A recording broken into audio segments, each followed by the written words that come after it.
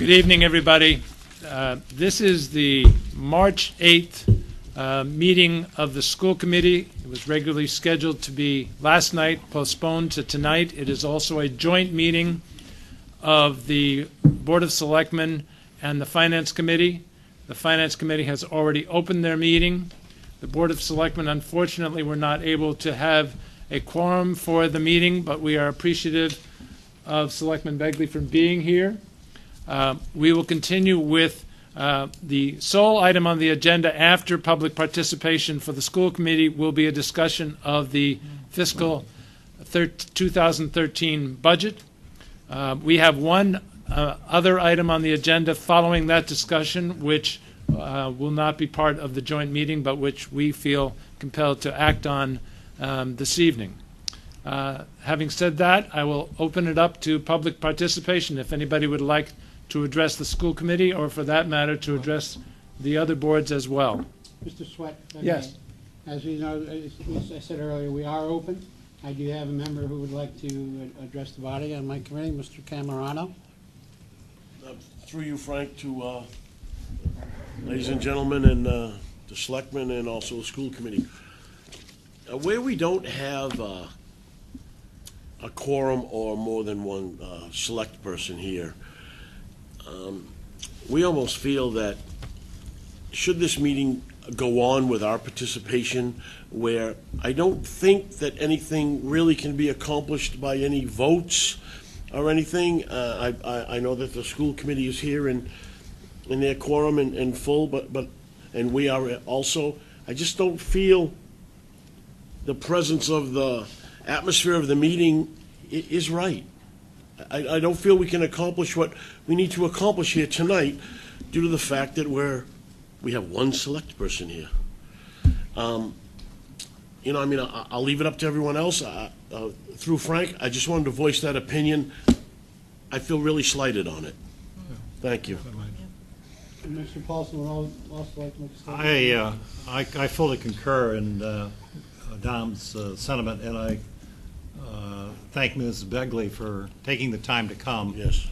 But I don't know how else to put it. The selectmen are supposed to be here for a joint meeting. This is an important forum. Very important. They're not here. There's no explanation as to why they're not here. And I find it unacceptable. I really do. I'm not going to, with all due respect to everybody else who's taken the time to come here, and to you, Mr. Chairman, I'm not going to stay. I just don't see the sense of it. It's an insult to well, it's an insult to the committees, and it's an insult to the community as far as I'm concerned. And it's wrong. It's just wrong. And usually I'm more polite and more politic in what I say, but not this time. Not this time. Mr. Chairman, may Mrs. Bronk address you as well? Sure. Mrs. Bronk? Through you, Mr. Chairman. We came here in the spirit of cooperation because we know that there's a critical fiscal situation going on between the school department and the municipality. We know there's a huge problem, and we were hoping that we could bring the two boards, add some kind of continuity with the two boards so the children of Wareham don't pay for this this problem that we're all facing in the current economy. But obviously, it appears to me that only Mrs. Begley seems to take this serious on the side of the selectmen, because nobody knows where the other ones are. They haven't even called anyone to let them know. And I just think it's absolutely outrageous that the elected officials of this town are not here for this meeting. And why should we be? We came here to be constructive and get something done. We can't get anything done without the selectmen. We need them here. And I thank you, Mrs. Begley, for showing up and caring. You're welcome. May I just for a second? Please. I just... Just one point. Public participation has not been cut off, so if there's any member of the public that also wants to address the committees, I'd be happy to hear from you. But go ahead. But just to correct one point, from From what I understand, Mr. Cruz had expressed on Tuesday evening that he was unable to attend this evening, so we knew that Mr. Cruz would not be here. Unfortunately, I don't know about the other members, but I just wanted to clarify that point because I don't want this to be just painted with a broad brush. Okay, fair enough. We understand that. I'm going to make a comment from the finance side, committee side, from the chair. Yes. All right, as chairman of the finance committee, I want to make the following statement, and that is that the school committee has met and worked in great detail on the budget. The finance committee has already met and worked to some detail as best information we have, all right, several times. These have all been public meetings. The town administrator has worked with the finance committee. He's made, had the meeting with us in December, and subsequent to that, there have been several times where he has sat, if with no one else, myself, to discuss the progress of the budget. He has also met with the superintendent of schools. The superintendent and the chair of the school committee has also made an effort to speak with the finance committee as well on several issues, whether it's the capital issues or whether it's the operating issues. I agree with my committee members. We came here tonight. I have people who have been off airplanes less than 24 hours, and they were able to make it here tonight. Now, I think also Mr. Paulson is right, and I think all the members of my committee who agreed with him are right. This is an insult to the community. I encourage all the members of the FinCom to hear what the school has to say tonight, but I will entertain a motion to adjourn. So moved. I have a motion, seconded. All in favor? Aye. The Finance Committee is adjourning its meeting. Some of us will be staying. Some people have other commitments. We'll meet with the Board of Selectmen and the school committee at any time, either jointly or separately. Thank you, Mr. Chairman.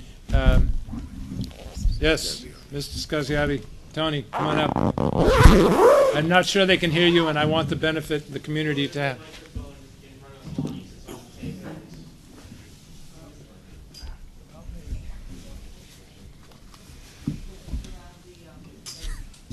Around the tree.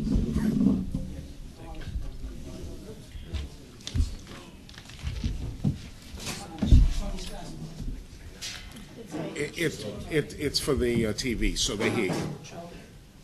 So speak up so everybody else can hear you, because exactly. My question is, seeing that, you have a quorum, there was a quorum here, you don't have a quorum with the selectmen, what can be accomplished here tonight? What, can somebody explain to me, and I'm sure others would like to know in the audience, what can be accomplished here tonight? What can we walk away with after this meeting is concluded?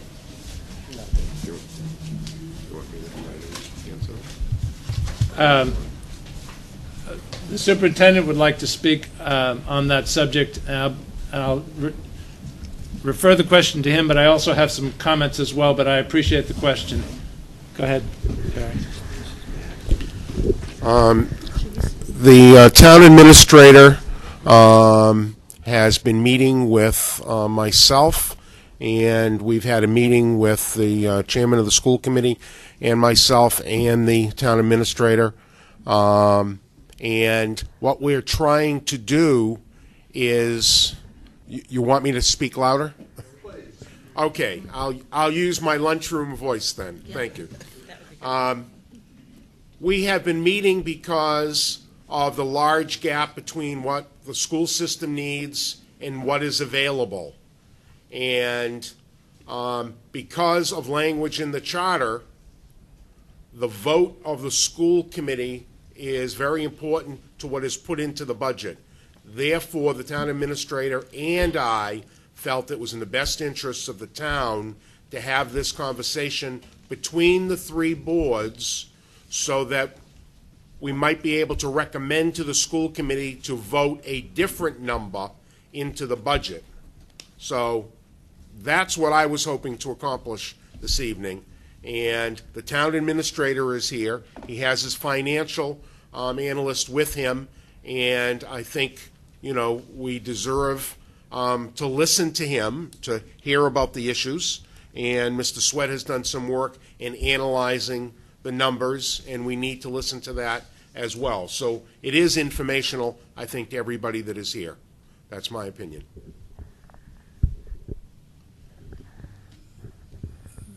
The only thing I would add to what the superintendent just said is that one of the things that we had hoped to present to the Finance Committee on a prior day, and we were planning on taking advantage of that this evening as well, is it's one thing to vote a different number. It is an entirely different thing to understand the consequences associated with a different number. When it comes to budgets, they have real consequences for communities, for services, to our constituencies. So that was, and I still think can be accomplished. The other thing that I had hoped to accomplish was to get everybody onto the same page with respect to exactly what is the problem. How did we get to where we are with respect to the fiscal situation of the town?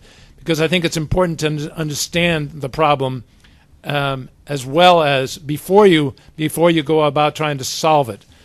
Frequently, people are solving different problems simultaneously, and that's not a productive exercise.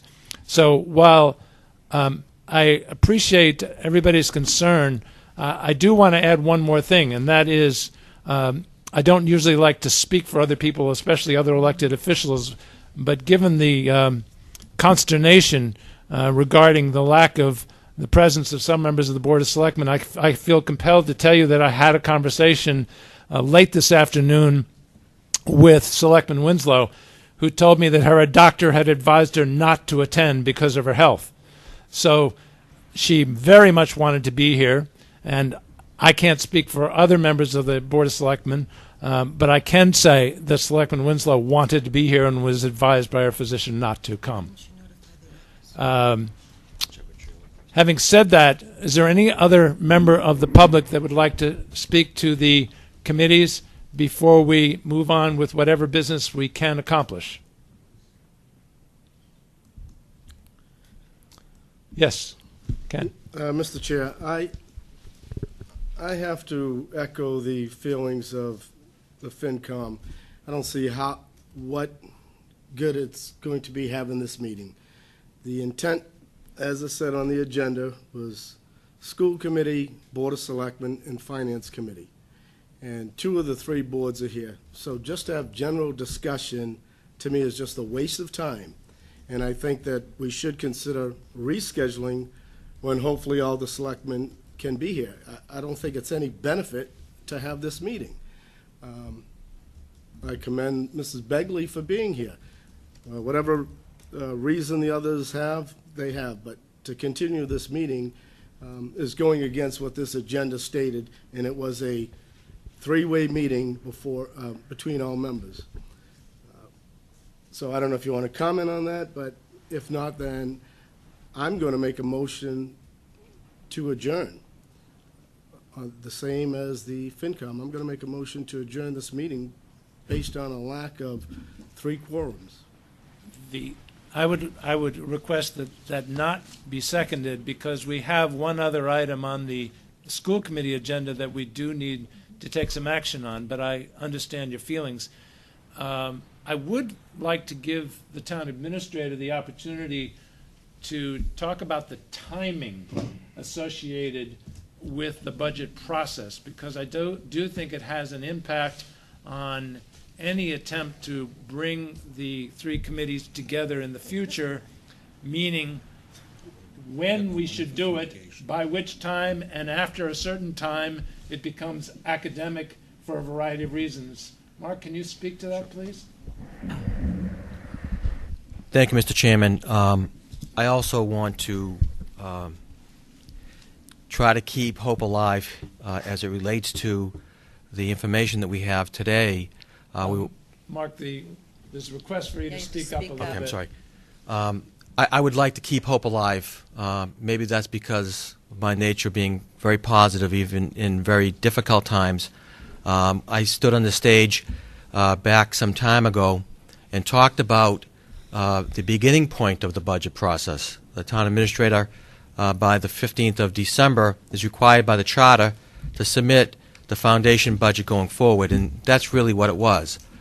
We know today, after listening and hearing and going to Boston and talking with people about local aid and Chapter 70, also finding out that I think our legislative delegation is working very hard, Mr. Chairman, to get us a local aid resolution that will hopefully lock in, cement in the amount of Chapter 70 and unrestricted local aid that we have, which, by the way, if you read the Mass Taxpayers Foundation report that spoke about this, we have hit the worst time in probably the history of calculating local aid for cities and towns in the Commonwealth's history.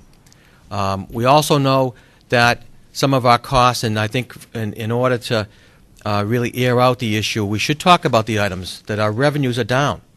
And they're not just down here in the town of Wareham, they're down in many cities and towns because of the economic scenario that we face. My hope was to get, before we had to go to print, which I believe is sometime, if I could ask the chairman of the Finance Committee, is Kelly's date the 19th of March? Do we know? To go to the print? No? 9th of April? Okay. Well, in terms of timing, it would be important to get all of the revenue issues, Mr. Chairman, all of the expenditure issues that we should at least talk about tonight, to get out to the people in any venue that we can, to let them understand that we're facing some very difficult choices. And budgets are about choices. We can't go forward without recognizing that those revenue scenarios are not going to change between now and April 9th. So I think we need to address them square away in whatever form that you'd like. There's a couple of dates here, too. The warrant closes this Friday. That's correct. I'm sorry, Frank. I was going to get to that. I don't think you can be heard. And so if anybody wants to speak, I would really prefer you come up to a microphone.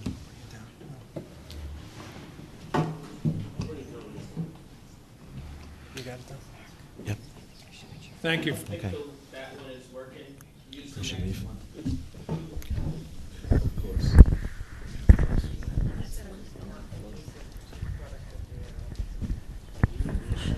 I don't want to leave this in a position where people might have the wrong impression. The Finance Committee has to print its final for the town meeting on April 9th with our recommendations. The warrant closes, I believe, on Friday and is approved on Tuesday, and then the Board of Selectmen are required to print the warrant articles and submit them to the FinCom. At that time, they're generally available to the public. All right, and we will begin our deliberations on the articles and vote our recommendations on the FinCom. So it will come out sooner, but as you said, time is very close. I'm not sure what your timing is. Now that can have a real dramatic effect as to what budget appears in the Selectmen's print. All right, normally ours is what's going to hit the floor, and that's usually after some adjustments have been made. That, Mr. Chairman, is the point, that we have to take action, in my opinion, next Tuesday or at the latest the Tuesday after, to get in print the final numbers that are voted by the school committee and submitted as adjustments by the administration, because once again the foundation budget that was put forward by myself back in December needs to be adjusted. We need to put the numbers in as we know them to be as of this date. And so I don't want to belabor the point, but that's a schedule that I knew of when we consulted with Chairman Cruz to call this joint meeting this evening, Mr. Chairman. Thank you. Ms. Fugan? Thank you.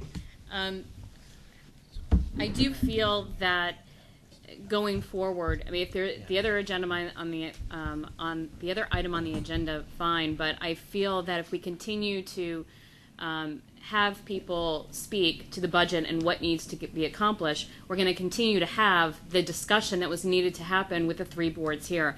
We already have input that is happening from the FinCom that have, graciously stayed in the audience, but I feel that we can't continue the meeting in this forum with presentations and knowledge for the community.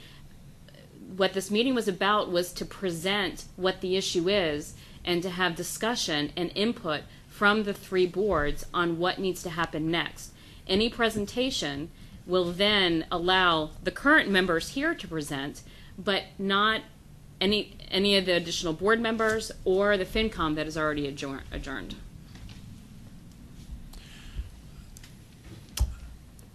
I respect certainly those comments and the comments that preceded them. I guess I'm sitting here feeling that in almost every respect, every elected official and appointed official is advisory to the community, to the taxpayers, to the voters, and anything we do to give them information so that they can make good decisions when they have the opportunity to do so is a positive.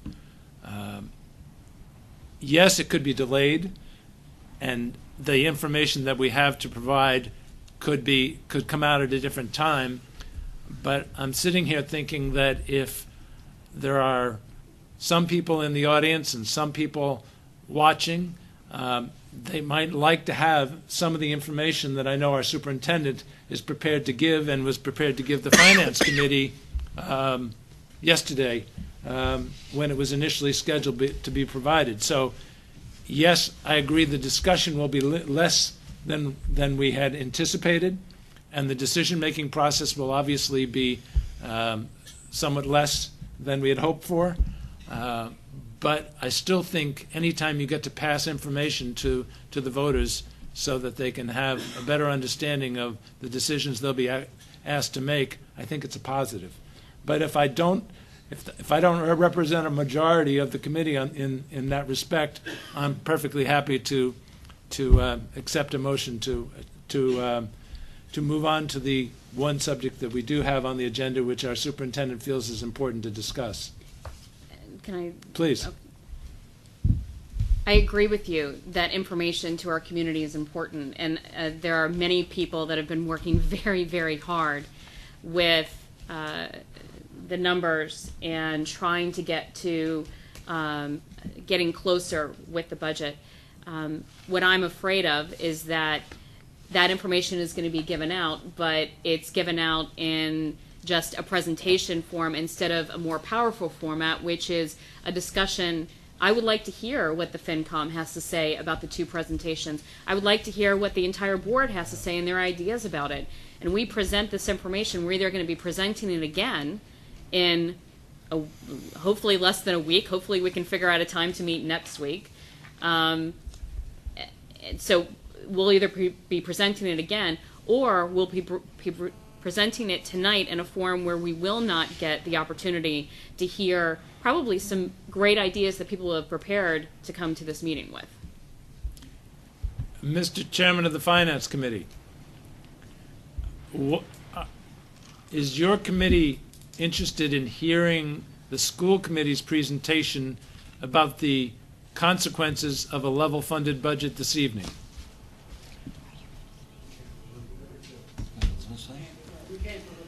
You cannot deliberate? I thought you had a quorum. They adjourned. No, but I understand, but I'm sure there's a parliamentary way to get you back to the table.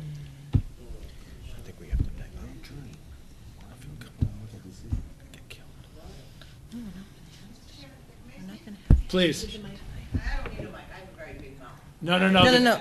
For the TV. Television needs. I have a very big body. I don't agree with you.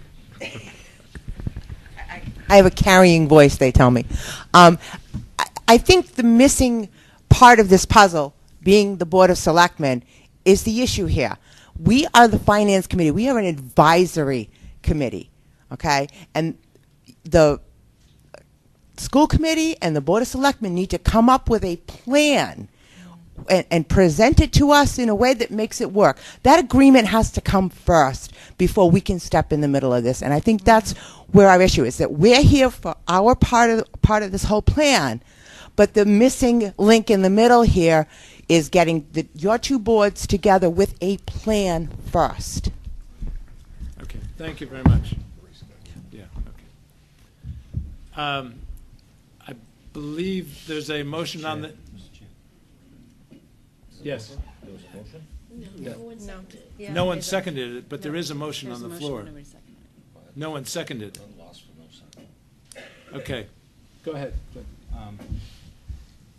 I was kind of excited about the fact that Here you go, Cliff.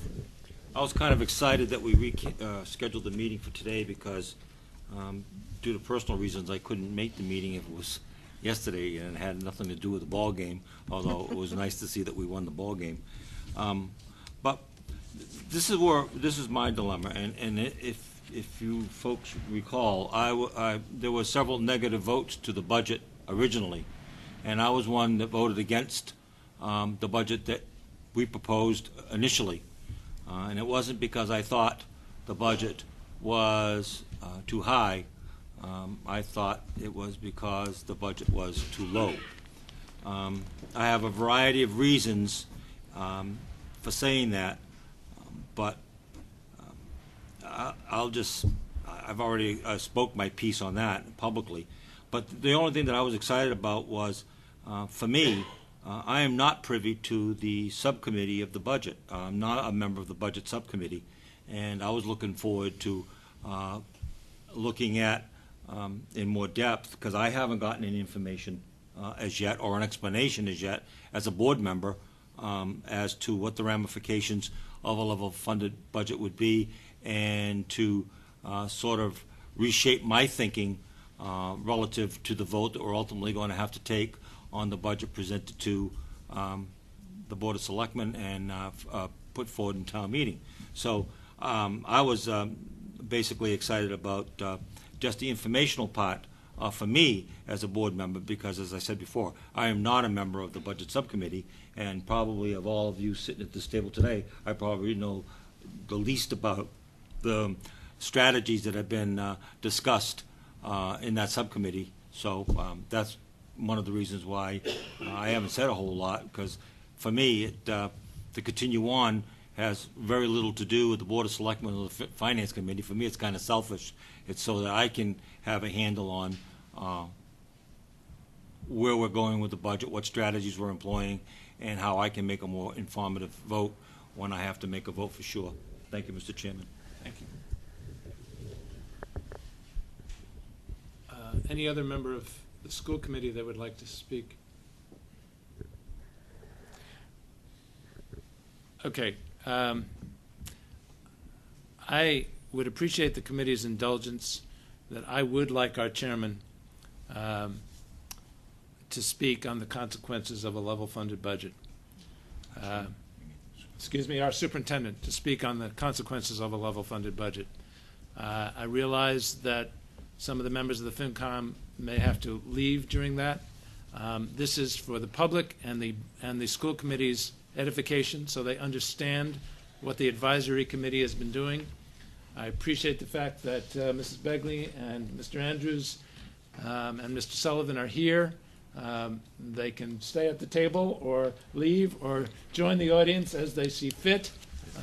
This will be informational, and once the superintendent has concluded that process, then it will be open to questions from the committee. And at that point, we will take the second item on the agenda, which has to do with a warrant article for town meeting, and then we will conclude our business. That is my recommendation to this committee, unless people feel strongly that it's a bad idea. Mr. Chair, I would like to make a motion to move on to the second agenda item, but I'll leave it up to the committee also. I feel strong, well, I'll see if there's a second for discussion. You have a second. Go ahead. Thank you. Again, I would like to work as hard as I can with the other the other boards to reschedule this meeting for the presentation to happen in front of the combined boards, so we can have a true discussion and input into this presentation. So just so I understand the motion, you're saying you do not want the superintendent to present? I'd like us to move on to the second agenda item, yes. And With- not present.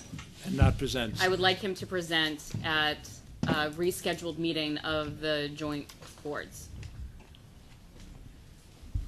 Okay, which means that the first time you and Dr. Sylvia would hear any of the details would be when everybody else was hearing them. Yes, That's what it means. yes. Okay. Any other discussion? There is a motion and there's a second. Yes. I'll vote against that motion, only because, not to beat a dead horse. I'll vote against that motion, not to beat a dead horse, but, the players were here today, and because of whatever logistical reasons, we can't go forward with all the players.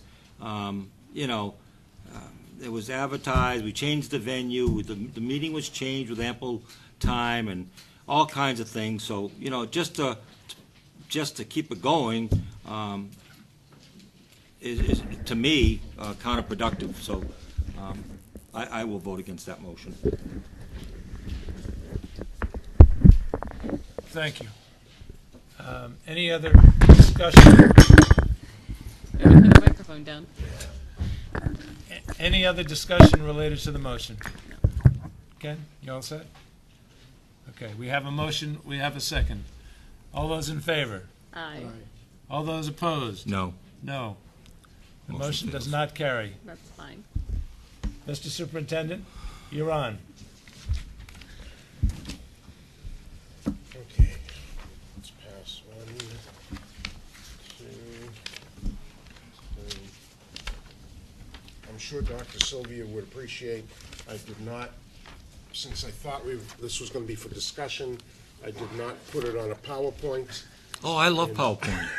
We'll pass that down to Michelle, please, thank you very much. You know what I'm gonna do? I'm gonna get one of these soft chairs that the Board of Selectmen had.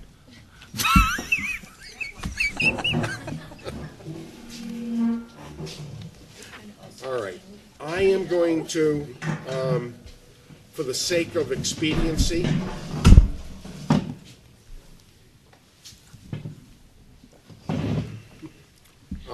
I'm going to go to my third slide. The second slide talks about what I have said before about what is needed to eliminate the achievement gap. And I'm sorry, do you have more of these that we could I make available? do have a few more. How about for fundraising, we sell them to the highest bidder?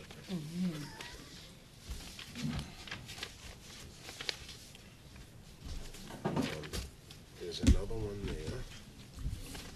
Wait a minute, don't get up and run yet, because I may have a few more. I want to make sure I have enough for me.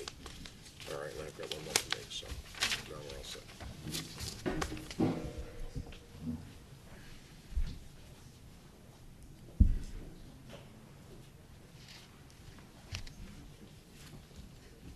Thank you. You're welcome. So, slide 2. 1 year ago, I proposed how to eliminate the achievement gap by full implementation of Wareham's response to intervention, implementing enhanced supervision and instructional leadership, implementing the Mass core curriculum at Wareham High School, and implementing the new Mass curriculum frameworks and standards K through 12. When I began having conversations with the town administrator about the need for a change in the number that was voted by the school committee, I began thinking about what I felt was needed in order for me to recommend to the school board to make that change. And my first condition that I felt was necessary was that both the school and the town budgets were reduced to the FY 2012 levels. That we should get an agreement from the boards to support the debt exclusions for instructional material, which we took out of our budget in order for us to get closer to a level funded budget. and that there needed to be a clear understanding that without a contingency budget, which means an additional budget as an override, that there would be serious consequences. The amount of a cut necessary to go from what I built the budget on, what was needed, and to get to a level funded budget is $1,808,000. The instructional material debt exclusion is for $341,000. So you can reduce that $1,800,000 by $340,000 and say that it's $1,560,000. What is the educational cost, and what would it do? I'm sorry, I missed. Yeah, all right. Teachers, a $1 million cut at the lowest Excuse me. salary teachers. Dr. Bennett, can I Yes. ask one question on that? When you're talking about a cut, are you talking about a cut from our original proposal, or are you talking about a cut from a level-funded budget? No. When you talk about a cut, what exactly is that? From what we voted, which was the $27,195,000, down to a level-funded budget of what was funded last year, which was $25,387,000. And that would be about 1.3 mil, right? And that would be $1.8 million. 1.8. So that's the cut you're talking about? Yes, sir. Okay, thank you. And I then further said that if we had the debt exclusion for the $340,000 for instructional materials, which are basically textbooks and some technology, then that would bring down that cut to $1,500,000 in round numbers.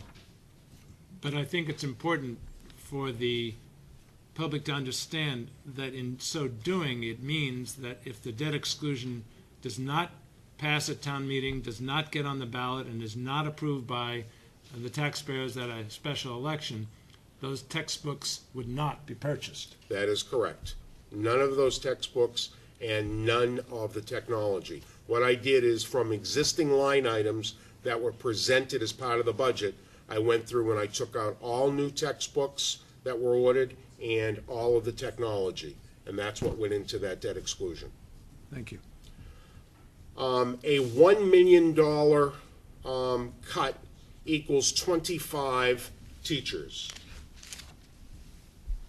And since we took 8 teachers we lost from this middle school last year, so the class sizes went up to 28 to 30, where those cuts would be taken would be from the 2 elementary schools and the high school, which means approximately 8 teachers per building.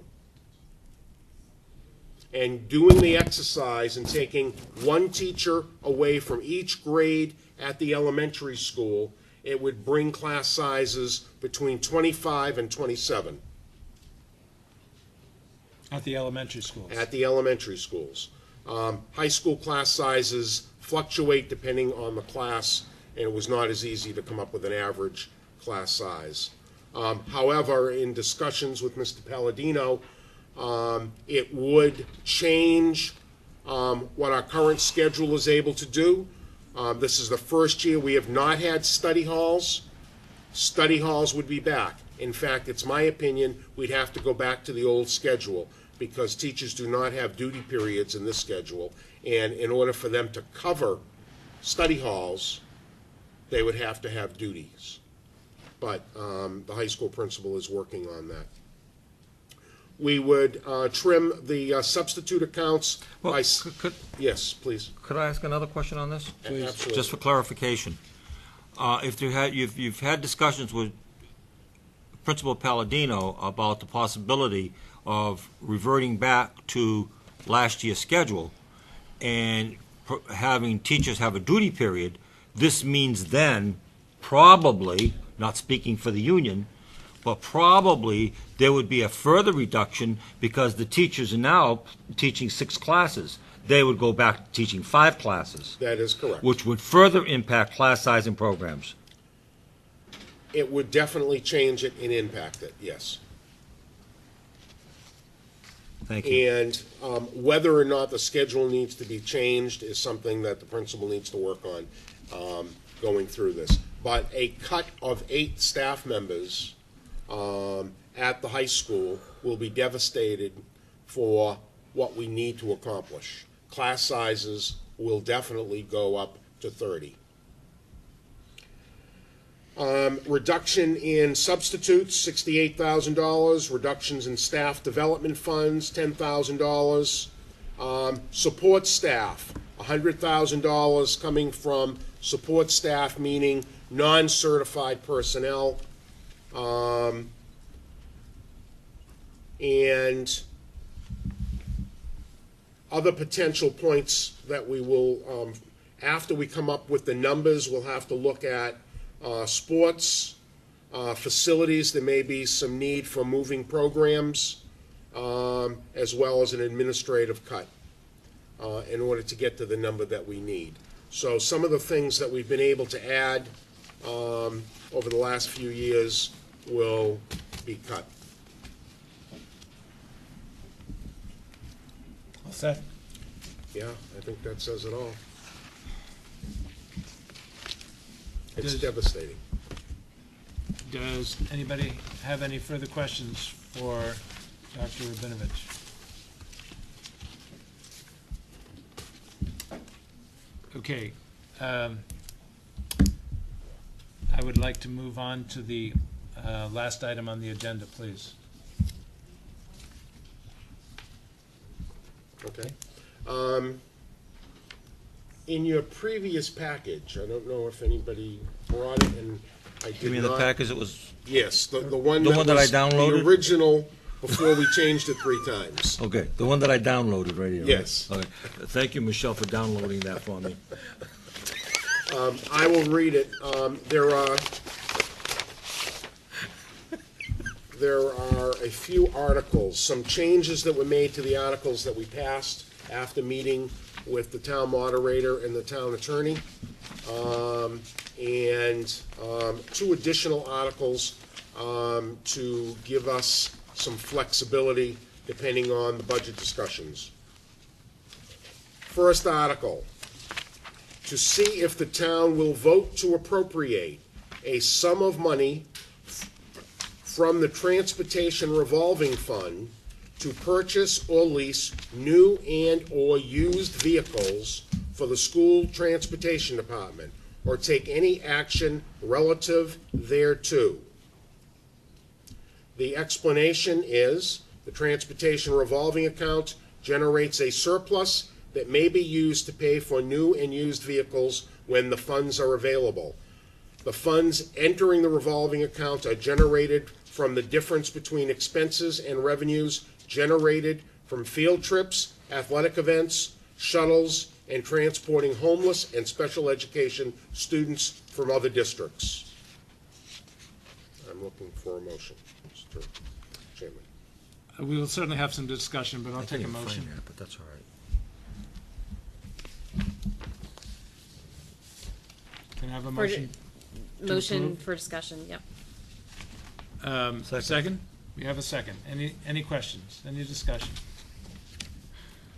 I'm sorry that I don't have the packet with me.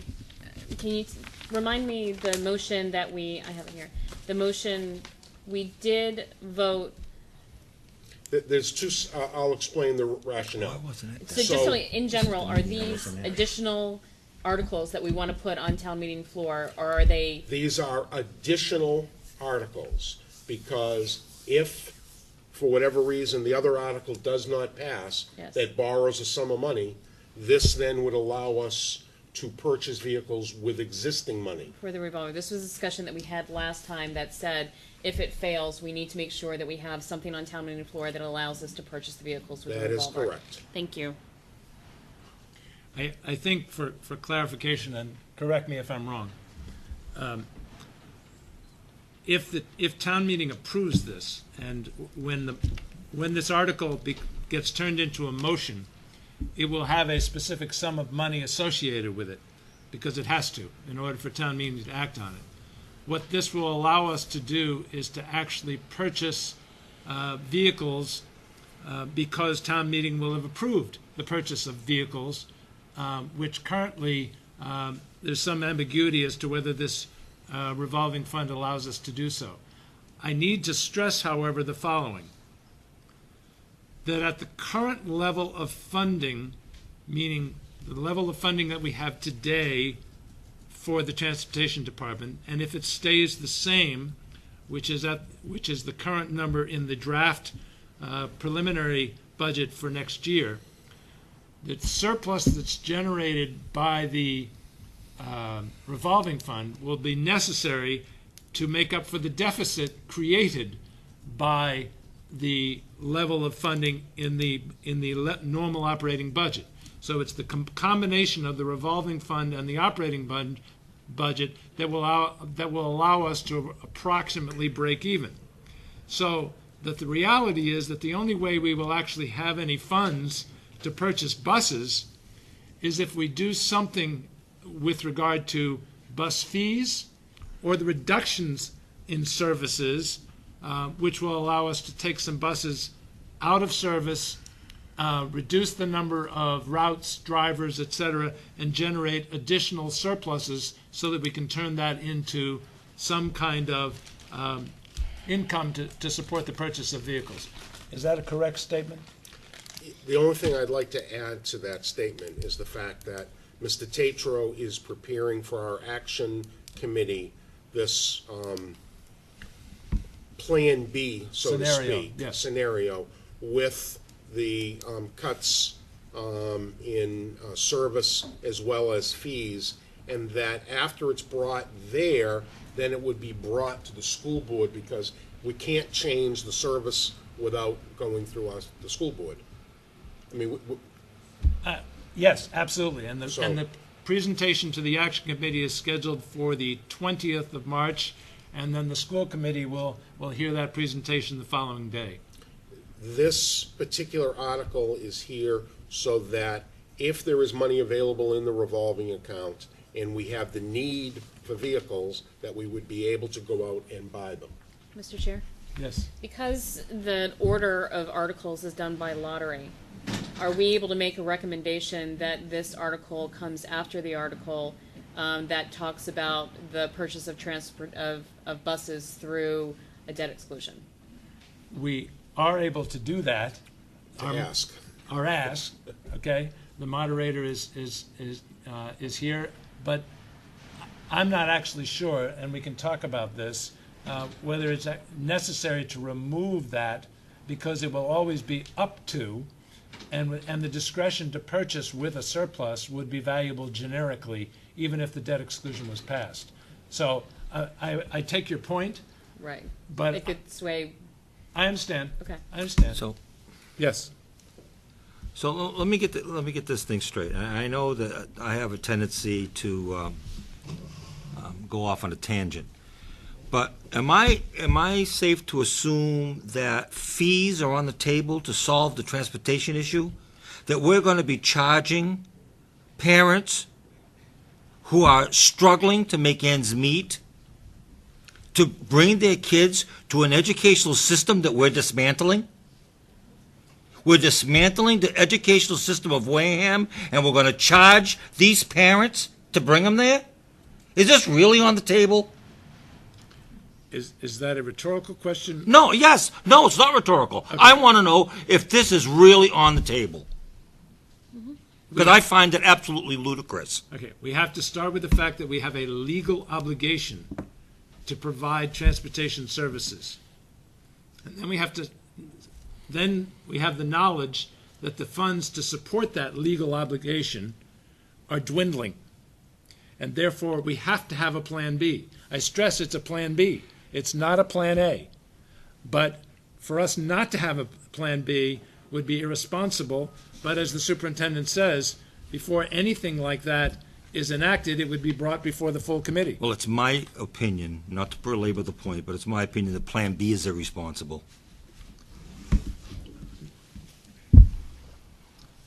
I'm sorry, Mr. Chairman. That's okay. I fully understand the your consternation or whatever word you would prefer to use. Just mad. Okay. We have a motion on the table. We have a second. We have had discussion. Is there any further discussion? Could you just tell me who seconded it, because I missed that? I did. Any further discussion? No. All those in favor? Aye. Aye. All Aye. those opposed? Abstain? 4-0-0. Next. To see if the town will vote to appropriate through a Proposition 2 1/2 override a sum of money to avoid teacher layoffs or take any action relative thereto. And for explanation, a level-funded budget may create the need to cut $1,300,000 from the teacher salary line item. At an average beginning teacher salary of $40,000, this would require 25 staff layoffs. You gave us 25 for $1 million. Are you sure you don't want to adjust that 25 for $1.3 million? In excess of 25. It depends on who the people are and what Right. their salaries are and how far Okay. up the seniority list I have to go. Okay. Okay, we have the superintendent's recommendation. Do I have anybody who would like to make a motion to that effect? So moved. Second. Any discussion? I was hoping at this meeting tonight that the need for this article wouldn't be there.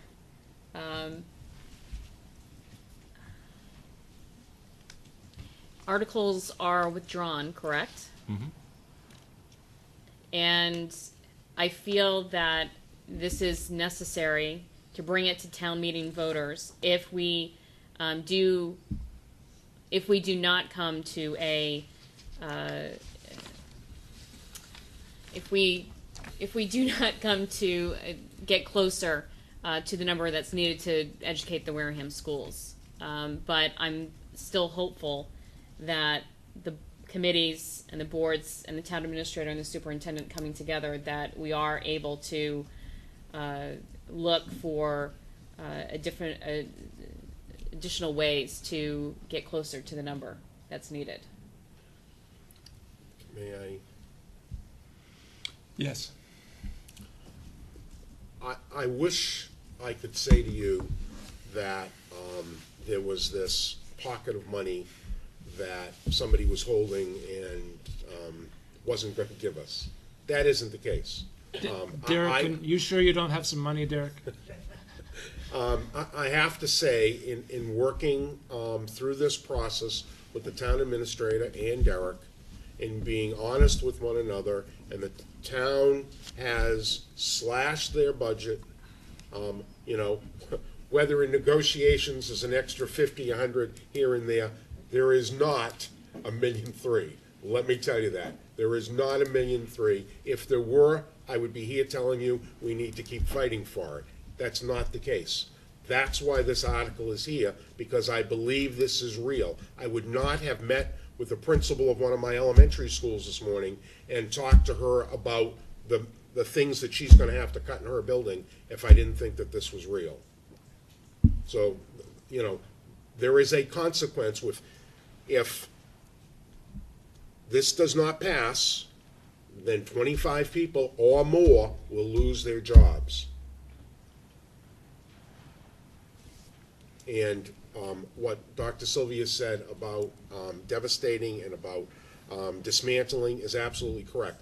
But as the town administrator said in his comments, this is an extremely difficult economic time.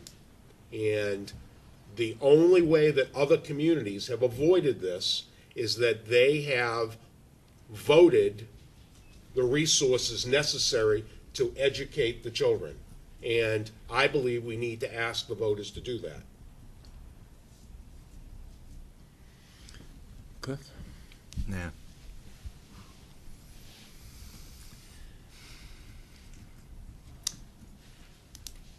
A couple of things I have to say. I'm sure there are people out there in the community, good people, taxpayers, hardworking, who just can't believe that this could be so, that what Dr. Rabinovich just said is true. Just cannot believe it. I'm a numbers person. I have been tracking the numbers of this town since 2001 in my little home computer. But the numbers are there for everybody to see. All you have to do is take the warrants, look at the budgets, and you can track what is happening to the money. I have done that. I can tell you that both the schools and town general government departments are growing, on average, over the last 12 years, less than 2%. I repeat, both the town side, meaning the controllable town side, the departments, police, municipal maintenance, all of the things that we associate with town services, plus the schools and the transportation, they're both growing, on average, less than 2% a year. So you might say, how do we get in this mess? We got in this mess because of uncontrollable spending, especially in the area of benefits. It's just a fact, something members of the FinCom are acutely aware of and have spoken about many times. In fact, there was a town hearing on the financial situation in the middle of about 2005 that a former FinCom chair had. He was dead on right. It's just come to pass. That's the first thing I'll say. This is not a problem of us not valuing a dollar and spending money like water. Neither on the town side nor the school side. It's just not happening. The other thing I will tell you, and this is what makes me mad, is because it's outrageous that we should have to put this article in front of the voters when the real reason is because the state has failed this town and others in the calculation of what we need to provide an education to our children. And if the governor and the Secretary of Education and many other people, even the head of the legislature, were sitting in this audience, they could not tell me I was wrong, because they have failed to update the formula to determine how much aid comes to cities and towns like Wareham. It's a fact. Not a factoid, not a rumor, it's a fact. And they just don't want people to really realize it, because it now matters what town you're born in, the quality of the education that you get. And we have hit a wall. So for me, this article represents hitting the bottom, because it's asking people to take money they don't have and invest it in education, which I think is the best possible place to put money, is in education. Or to put it another way, if we were starting a community from scratch, the first thing we do is make sure there was law and order, and the next thing we do is create schools. Everything else comes after that. So, without going on and on, which I could, I'm going to vote for this article because I think I have to give the taxpayers a choice to invest in schools, knowing that many of them can barely afford to invest in their families, let alone the schools in which their children attend. Any other discussion? All those? Yes, sir. I will support the article, and I'll support the article for kind of a different reason. I'll support the article, and hopefully, and I will talk for it, if, in fact, we have not found some kind of an equitable solution that makes this article moot. I hope that would happen, that we wouldn't have to do this. But the other reason I will support it, and I would argue for it at town meeting if we have to, is because it it puts the solution to this problem squarely in the hands of the voters. First the voters at town meeting, and then the voters at large. And, you know, we've talked about it. We've got some real problems in this town, both social problems and financial problems. You know, we've got very, very poor families. We've got one of the highest rates of single-parent households in this town. We've got foster children in this town. We've got, families, whole families living in motels down on Route 6. We've got a litany of problems. And my feeling is, do we continue to shortchange our children? I'm not talking about the best education. I'm talking about an equitable education. And what this article does, it provides an equitable education for our kids. And, and I could go on and on for a lot of other different reasons, but I think the most important thing is, first of all, I hope that this article is moot at some point in time, but if it isn't, I will argue for it. And it puts the decision squarely on the voters. And I know that no one wants their taxes to go up, but if you look at the fine print, and if you look the way it's structured, and maybe when we have some other meetings, you will see that it's not going to take a huge dent out of your pocketbook. The other thing is, the state, again, this is like off the subject, but Jeff kind of talked about it, the state not upholding their commitments. This could be solved very easily, ladies and gentlemen, in terms of the education formula. But no one in Boston seems to listen or seems to want to hear it. All they have to do is change the formula from real estate values to average income. That's all they have to do. If they took the per capita average income and based their educational aid on average income as opposed to real estate values, this whole situation would be solved. But no one in Boston wants to hear it. So, again, one of the best things that could happen for this community also, not only to support our kids and to provide an equitable education, but also for property values. The best assurance you have for an appreciation on your property value is a school system that's doing the best they can for their kids. That's the best assurance to increase the value of your property. And for that alone, I will argue that we should support this if it comes to it. Thank you, Mr. Chair.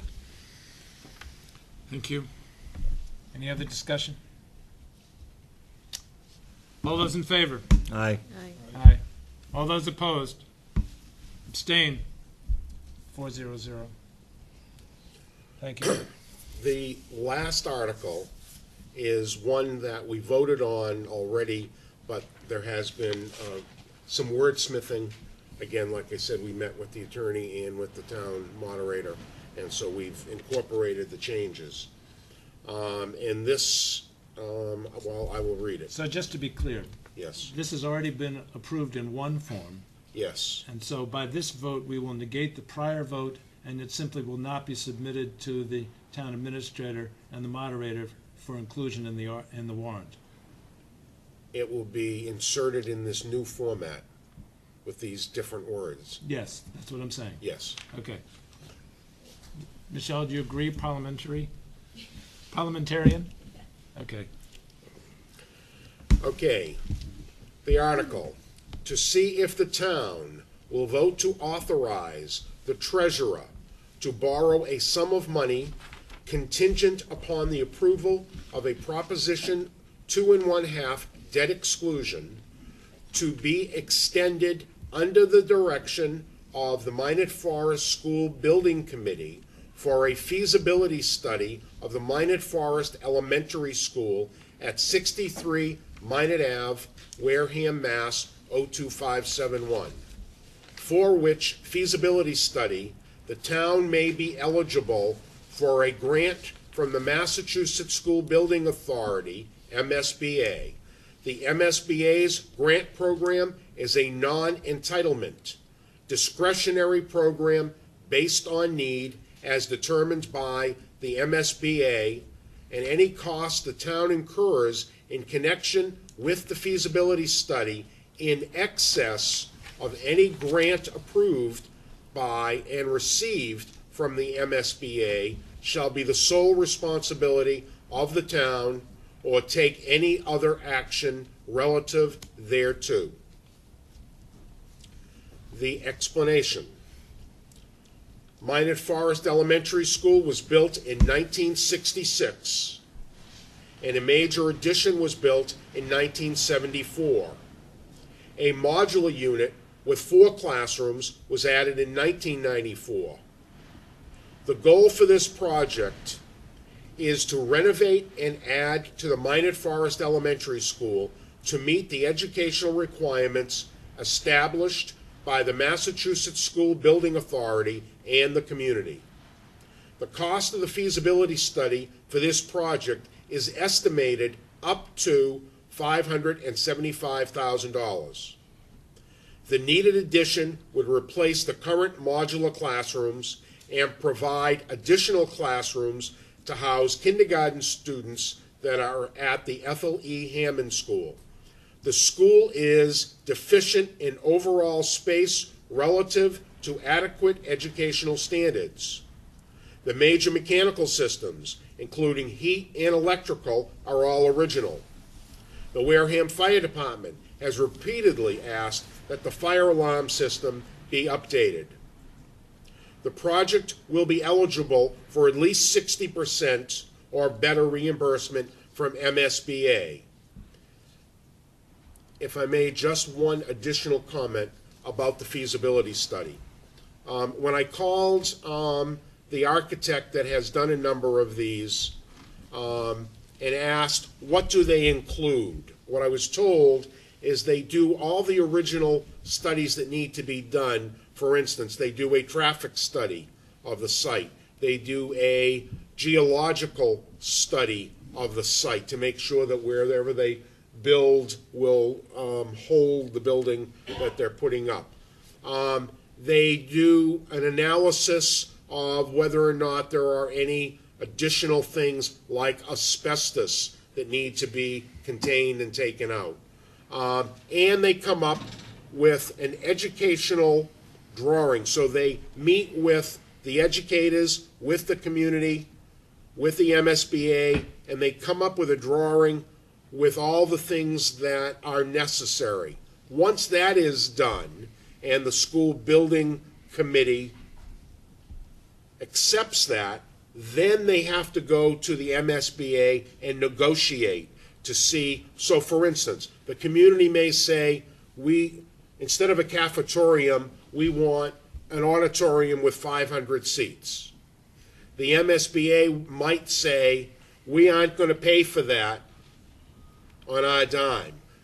Comes back to the school building committee, they take it out, you go back to the MSBA, and then they say, all right, now you can go to the next step, which is coming up with your drawings with the mechanicals and so forth, so that the job can be costed out and estimated. So there are multiple steps in this feasibility study. It's not one simple study, and it took me a while to understand all the various components that are necessary. And so you also have to hire a owner's representative as part of this process that works with the building committee from step one, right from the point where you are looking in a design selection to pick the architect.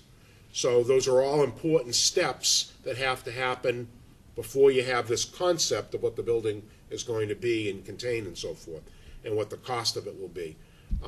So that's why the additional money. There's also a 10% contingency built into this, because you never know what might come about and you're doing it. The hope would be you wouldn't need that and it will come in costing less than this, but you need to prove to the MSBA that you have enough voted to pay for it so that they'll give you the okay to move to the next step. Just for clarification, other than some legalese, is there any substantive change to this article? It was the legalese. Okay, so we can feel comfortable that however we chose to vote the last time, the impact of the vote will be the same. Yes, sir, that would be Okay. my recommendation. Okay. Didn't even get my vote the last time, so True. we get it tonight. Exactly. The other thing I would ask, there's a lot of consternation. My sense is there's a lot of consternation in the public who have kept abreast of this, that $575,000, more than $500,000, is a huge amount of money to spend to do something that we know needs to be done. We don't need to prove it. Do you have a sense of that we're going to get good value for this money? Notwithstanding, of course, that we don't get 60% reimbursement if we don't do it. I mean, that's a minor piece of leverage, I guess, that the state has. But do you consider this to be reasonable value? Absolutely, and I think the first step is that you get the expertise of the building authority to work with you. You get an owner's representative that sits with you, and you begin looking at what this can be in that particular school from an educational point as well as a structural. And this building that we're sitting in, the project was, I'm going to call it $24 million. So 2% of that would be $480,000. Given that prices have gone up, we're probably saying that this is probably 2%. So it's that money spent at the beginning is needed to make sure that you get quality at the end. And that's from going through every single brick on this building. Okay, I'll take a motion, then we No, can have I- more discussion, all right, unless you'd all right. like, is that okay? Yeah. Could I have a motion, please? So moved. Do I have a second? Second. Second. Discussion. Cliff? Only because I was ill the day we voted on this originally. Can I just put this thing real simple for me? We're doing this because, correct me if I'm wrong on my little timeline here, all right, this is the reason we have to do this, is we are now, on paper, eligible for the school building assistance program. Correct. And in order to actually be approved for a project or a grant, we have to show that we're serious, and we have to show good faith that we are serious about the project. That is correct. So is that the reason why this feasibility study falls into that category? Being serious about the project before they'll even discuss whether or not we're eligible for those 40-cent dollars. They have put the language in, so if a community applied, got in, and then didn't do anything, Right. never voted for it, then they can take away the ability for you to get funding for it. Correct. That is a change in the language. So we would not be eligible for the 40-cent dollars. That's correct. In fact, we have a local community down the road that had been approved, did not get their vote, and now is off the list, and if they want to get back on, they have to reapply. and So go this through is everything just again. showing a seriousness towards the project, and it's something that probably has to be done anyways. So, Correct. all right, thank you. Any other discussion? I will take a motion. I'll take a vote. All those in favor? Aye. Aye. All those opposed? Abstain? 400. Thank you. Is there any other business that people would like to bring before the committee? Yes. Not business, I just want to talk through really quickly about the process on the override and debt exclusion articles that we voted last week and this week. So correct me if I'm wrong, but now they need to go to the Board of Selectmen for approval to go on the warrant. And again, that's only for the override and the debt exclusion articles. Correct. They go to the Board of Selectmen to then get approved to be on the warrant. And you correct me if I'm wrong, but my belief is that it goes to the Board of Selectmen who have the right to vote whether they are in favor of them or not, but they go on to the warrant irregardless. It's because whether or not they go on the ballot. That's a different matter. That's correct. But the warrant, at town meeting, I've seen things that have been on the warrant that it had a 0.5 from the selectmen and FinCom, and they've been on the warrant. It will say underneath the article, I remember that, but submitted they at the request of the school committee, and that's the most important thing. The Board of Selectmen will vote on it, but I think the superintendent's right. It shows up on the warrant regardless of the action. That's something new yes. for me. I thought that it was that they needed the approval for debt exclusion and warrant articles to go, to go on the ballot. I understand now. Distinguish between the warrant and the ballot. Right. Yes. Again, yeah, I thought that it was to even allow town meeting to vote on it, or not, but you're saying no, town meeting will be able, not the town meeting will be able to vote on it regardless of the vote of, or the support or the vote of the Board of Selectmen or the FinCom. That's correct. Okay. But that's not binding that it'll make the ballot. I understand. Right. It is just, again, for procedure, is it before or after? Is it after town meeting when the Board of Selectmen will need to vote whether it goes on, that the Board of Selectmen will need to decide on whether it goes on the ballot? I believe, but I could be wrong, that they're guided by town meeting. But I suppose in theory they could vote before town meeting. But if Mrs. Begley, can you shed light on that? Is it theoretically possible you could vote on debt exclusion override articles before town meeting? I believe so. Yeah, I think they have the freedom to vote whenever they so choose, but I'm not entirely. yeah, I think they're usually guided by town meeting. Okay. But it's not required they be guided. Ask town council. Yeah. Right. We'll ask the town council. Okay. We can, Mark will probably check that out tomorrow. Okay. Okay.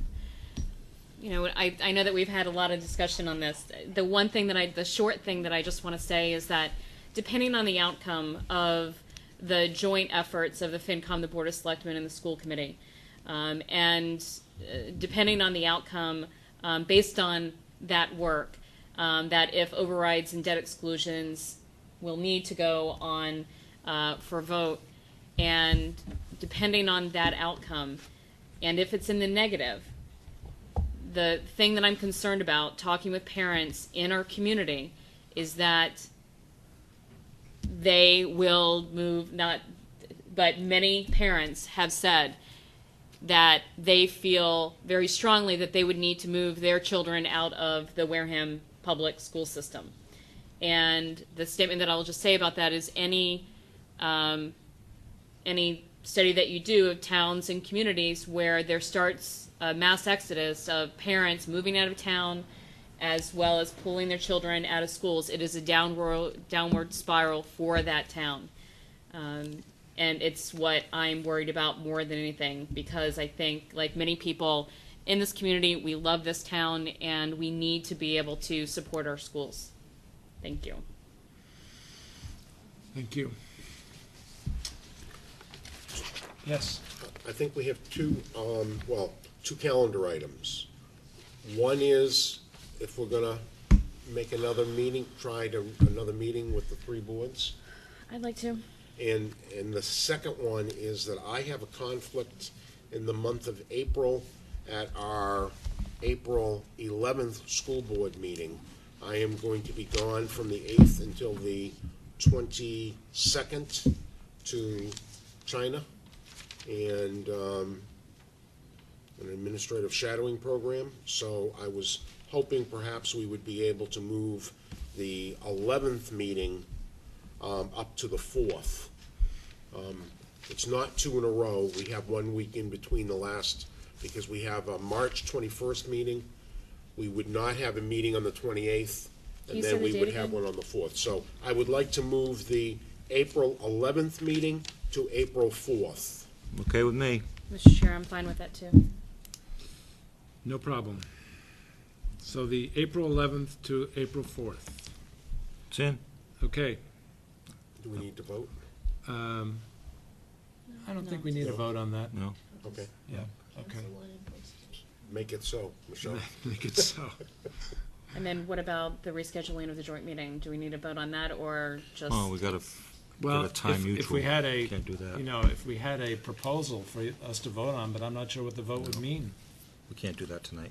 I don't, Well, if today is the 8th, are people available on the 14th for us to invite? I'm not. Okay. We have a meeting on the 21st. Problem with the Michelle's 21st. looking at me because we already have And a The double agen- agenda yeah, for the that agen- night. The agenda for the 21st is already absurd, and I think that's too late. And, yeah, Mr. Chair, one of the things that I heard from the town administrator today, that it's next week and maybe push until the week after that, but we need to either do it next week or. I'm thinking it might make sense to join the Board of Selectmen on the Tuesday evening of next week. As You a, have to be invited. we have to be invited. You have policy review next Fair Tuesday. point.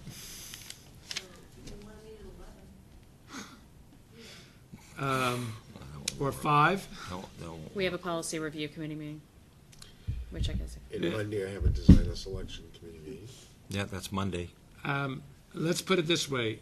Your chairman will get to work immediately after this meeting to try and come up with a date Well, that works for people. would Thursday the 15th work for people? Is that OPL? Yes. That's OPL. Oh, shoot. And I can't do that either, so. Oh, well. But, so, yeah, so, I will work diligently with the 2 other chairmen to see if we can come up with something. Oh, well. thanks. Anything else to be I brought?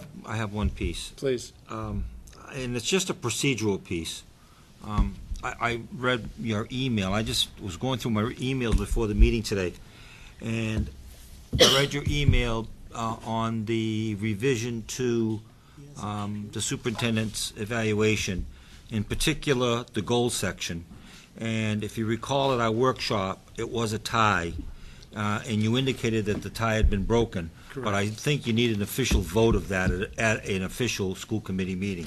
So I just don't think that we should just assume that the tie was broken, so. I agree with you completely. So we need to vote on that. So all I'm saying is put it on the agenda item. I agree. And we'll vote on it. Right now. No, you can't. 2-2. You need 48 hours. No, Jess can vote. I agree with this you. time. I was going to bring it up when Okay. we've got other That, things. it's just a procedural thing. Agree completely. Okay, anything else to be brought before the committee? I'll take a motion to adjourn. So moved. Second? We're adjourned. Amen.